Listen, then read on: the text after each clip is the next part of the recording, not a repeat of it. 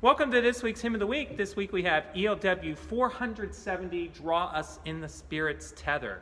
And what's interesting is I just sang the tune, Bring Calfaria, which is really a beautiful tune, but that was one of the original tunes this text by Percy Deemer was set to. And Deemer put this text, of course, one of the major hymn editors, general editor of the English hymnal, right? And so when he set this text, he originally added it to the verses with the text, Lord enthroned in heavenly splendor. So the Bring Calfaria originally had Lord enthroned in heavenly splendor, first begotten from the dead. And then he added after it, Draw Us in the Spirit's Tether. And it has, if you think about it, this tune has, as Percy Deemer said, a very strong individuality of its own. And so eventually, I think what happened was it became set with Harold Friedel's tune, Union Seminary, which was named for the School of Sacred Music at Union Seminary in New York City.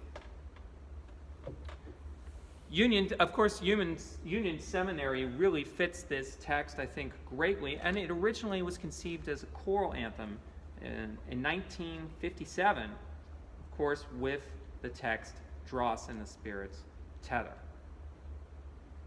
So, we're going to keep it very simple in registration because of the way this was composed as a choral anthem. It has such beauty, the moving lines. It totally has a different I would say not style, but it even has a different meter, but it also has a different feel than the Lord enthroned in heavenly splendor. And for some, I think the Lord enthroned in heavenly splendor makes a better post-communion hymn, where the Draw Us in the Spirit's Tether makes a more communion hymn. So here's Draw Us in the Spirit's Tether.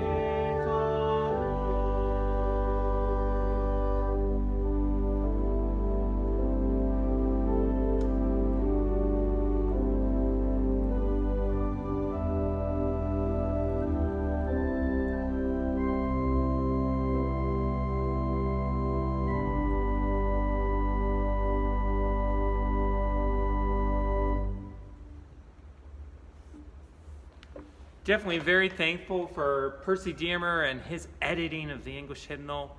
Gave us such great texts and a lovely choral anthem if you have a chance to sing it with your choir. This hymn definitely has a different significance for me during a pandemic where we can't always take communion as often as we used to.